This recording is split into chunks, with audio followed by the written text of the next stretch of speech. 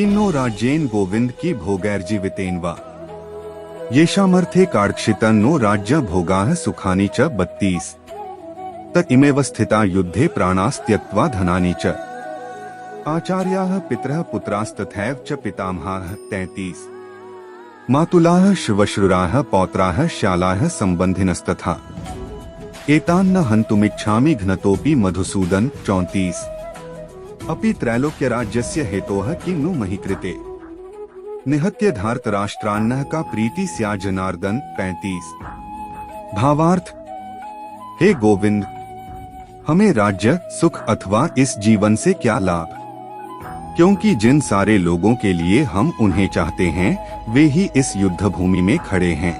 हे मधुसूदन, जब गुरुजन, पितृगण, पुत्रगण, पितामह, मामा, ससुर, पौत्रगण, साले तथा अन्य सारे संबंधी अपना धन एवं प्राण देने के लिए तत्पर हैं और मेरे समक्ष खड़े हैं, तो फिर मैं इन सबको क्यों मारना चाहूँगा, भले ही वे मुझे क्यों न मार डालें। हे जीवों के पालक, मैं इन सबों से लड़ने को तैयार नहीं, भले ही बदले में मुझे तीनों लोग क्यों न मिलते हों। इस पृथ्वी की तो बात ही छोड़ दें, भला धृतराष्ट्र के पुत्रों को मारकर हमें कौन सी प्रसन्नता मिलेगी। तात्पर्य, अर्जुन ने भगवान कृष्ण को गोविंद कहकर संबोधित किया क्योंकि वे गौओं तथा इंद्रियों की समस्त प्रसन्नता के विषय हैं। इस विशिष्ट शब्द का प्रयोग करके अर्जुन संकेत करता है कि कृष्ण यह समझें कि अर्जुन की इंद्रियां कैसे तृप्त होंगी, किंतु गोविंद हमारी इंद्रियों को तुष्ट करने के लिए नहीं हैं। हाँ, यदि हम गोविंद की इंद्रियों को तुष्ट करने का प्रयास करते हैं तो हमारी इंद्रियां स्वतः तुष्ट होती हैं। भौतिक दृष्टि से प्रत्येक व्यक्ति अपनी इंद्रियों को तुष्ट करना चाहता है और चाहता है कि ईश्वर उसके आज्ञापालक की तरह काम करें, किंतु ईश्वर उनकी तृप्ति वही तक करते हैं जितनी के वे पात्र होते हैं, उस हद तक नहीं जितना वे चाहते हैं।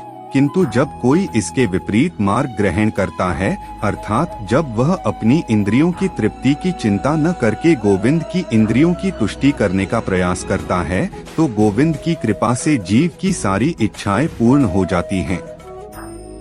यहाँ पर जाति तथा कुटुंबियों के प्रति अर्जुन का प्रगाढ़ स्नेह आंशिक रूप से इन सबके प्रति उसकी स्वाभाविक करुणा के कारण है। आथ वह युद्ध करने के लिए तैयार नहीं है। हर व्यक्ति अपने वैभव का प्रदर्शन अपने मित्रों तथा परिजनों के समक्ष करना चाहता है, किंतु अर्जुन को भय है कि उसके सारे मित्र तथा परिजन युद्ध भूमि में मारे जाएंगे और वह विजय के पश्चात उनके साथ अपने वैभव का उपयोग नहीं कर सकेगा। भौतिक जीवन का यह सामान्य लेखा जोखा है, किंतु आध्यात्मिक जीवन इससे सर्वथा भिन्न होता है। चूंकि भक्त भगवान की इच्छाओं की पूर्ति करना चाहता है, आथ भगवद इच्छा होने पर वह भगवान की सेवा के लिए सारे ऐश्वर्य स्वीकार कर सकता है, किंतु यदि भगवद इच्छा न हो तो वह एक पैसा भी ग्रहण नहीं करता। अर्जुन अपने संबंधियों को मारना नहीं चाह रहा था, और यदि उनको मारने की आवश्यकता हो तो अर्जुन की इच्छा थी कि कृष्ण स्वयं उनका वध करें। इस समय उसे पता नहीं है कि कृष्ण उन सबों को युद्ध भूमि में आने के पूर्व ही मार चुके हैं और अब उसे निमित्त मात्र बनना है। इसका उद्घाटन अगले अध्यायों में होगा।